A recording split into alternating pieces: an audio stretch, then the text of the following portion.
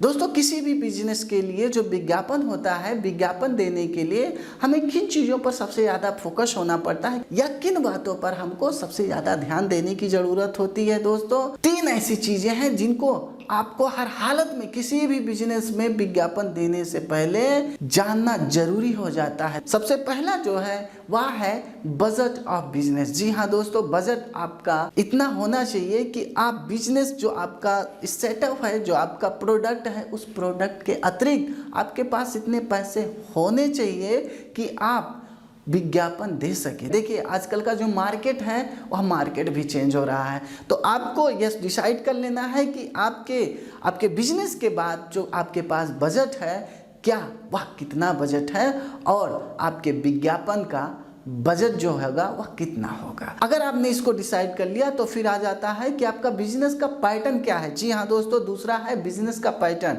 The pattern of business. जी हाँ, देखिए पैटर्न 2 ही तरीके का आजकल मार्केट में हो रहा है, एक ऑनलाइन एक ऑफलाइन। देखिए दोस्तों, अगर आपका बिजनेस ऑफलाइन है तो आप ज़्यादातर आउटडोर विज्ञापन का इस्तेमाल कर सकते हैं। इंडोर विज्ञापन में क्या होगा, ज़्यादा पैसे लगते हैं। लेकिन अगर आपका बिजनेस ऑनलाइन है तो इसमें आउटडोर विज्ञापन ना के बराबर होता है। इसमें जो विज्ञापन होते हैं वह ज़्यादातर इंडोर विज्ञापन होते हैं, जो कि ऑनलाइन विज्ञापन होते हैं। ऑनलाइन मतलब सोशल मीडिया से रिलेटेड विज्ञापन आपके होते हैं। जैसे आप विज्ञापन देंगे तो कहाँ देंगे, आप यूट्यूब पर दे सकते हैं, आप फेसबुक पर दे सकते हैं, ट्विटर पर दे सकते हैं, इंस्टाग्राम पर दे सकते हैं। जितनी बड़ी सोशल मीडिया प्लेटफॉर्म है उस पर आप विज्ञापन दे सकते हैं। देखिए, लेकिन आपको यहाँ समझना होगा कि किसी भी विज्ञापन को बनाने से पहले या किसी भी विज्ञापन को मार्केट में लॉन्च करने से पहले हमें किन चीज़ों पर सबसे ज़्यादा फोकस होना पड़ता है, तो वह है कस्टमर डेमोग्राफिक्स। देखिए, आपको सबसे ज़्यादा जो कस्टमर डेमोग्राफिक्स में देखना होता है वह देखना होता है कि आपका जो प्रोडक्ट है उस प्रोडक्ट का जेंडर कौन है। जेंडर मतलब मेल है कि फीमेल है, आपका प्रोडक्ट कैसा है। तो आपको यहाँ ये देखना है कि आपका जो प्रोडक्ट है वह किसके लिए है। अगर मेल के लिए है तो आपका विज्ञापन मेल आधारित होगा, फीमेल के लिए तो फीमेल आधारित होगा। देखिए, आपका जो विज्ञापन होगा निश होगा, उसी से रिलेटेड ही आपका विज्ञापन होगा।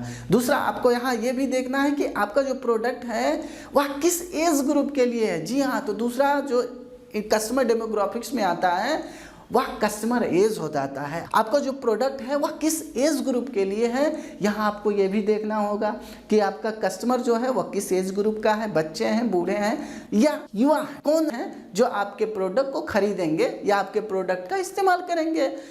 तीसरा वही कस्टमर डेमोग्राफिक्स में जो बहुत ज़रूरी हो जाता है वह है कस्टमर एजुकेशन। मतलब कस्टमर एजुकेशन का मतलब यह है कि आप जब विज्ञापन बना रहे होंगे तो वहाँ यह चीज़ ध्यान देना होता है कि आपकी कस्टमर की एजुकेशन कितनी है। देखिए, अगर आपका कस्टमर कम पढ़ा लिखा है तो आपका विज्ञापन बेस्ड जो होगा वह गाने बेस्ड होंगे, बहुत आम भाषा में होगा, बहुत बोलचाल की भाषा में होगा, बहुत उसको जो एक ले पर्सन भी समझ जाए ऐसी भाषा में होगा आपका विज्ञापन।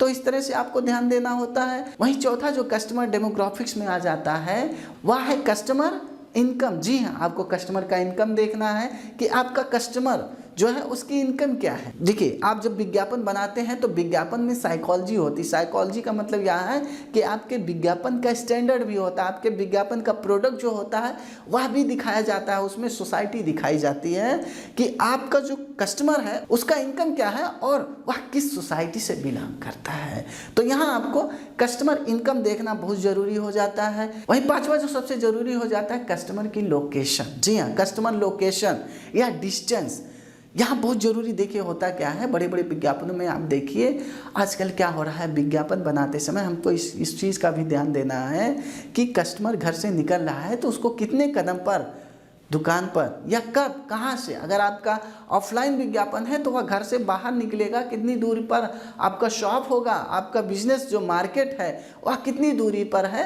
वहाँ आपको डिस्टेंस भी दिखाना ज़रूरी हो जाता है। ऑनलाइन मार्केट में यह समस्या नहीं आती है, ऑफलाइन में सबसे ज़्यादा समस्या आती है। वहीं छठा जो सबसे इम्पॉर्टेंट हो जाता है कस्टमर डेमोग्राफिक्स में वह है कस्टमर मैरिटल स्टेटस। जी हाँ, कस्टमर मैरिड है अनमैरिड है, आपको यहाँ ये भी देखना है, क्योंकि अगर वह मैरिड होगा तो उम्मीद यह है कि परिवार होगा, परिवार मतलब बच्चे होंगे, वह एक परिवार के साथ रह रहा होगा।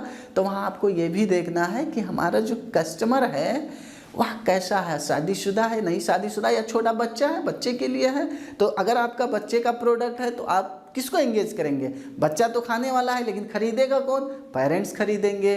तो आपको यहाँ ध्यान देना है कि जो पेरेंट्स हैं वह कैसे हैं, उनकी इनकम क्या है, वह एक साथ रह रहे हैं, इंडिविजुअल फैमिली है या कंबाइंड फैमिली है। वही सातवां जो बहुत जरूरी हो जाता है किसी भी विज्ञापन को देने से पहले कस्टमर के बारे में जानने के लिए, सोर्स ऑफ इनकम। जी हाँ दोस्तों, सातवां यह है कि कस्टमर का जो इनकम का सोर्स है वह कैसा है। मतलब वह है प्राइवेट सेक्टर में जॉब करता है या गवर्नमेंट सेक्टर में जॉब करता है, उसका सोर्स क्या है, वह कहाँ से पैसे कमाता है।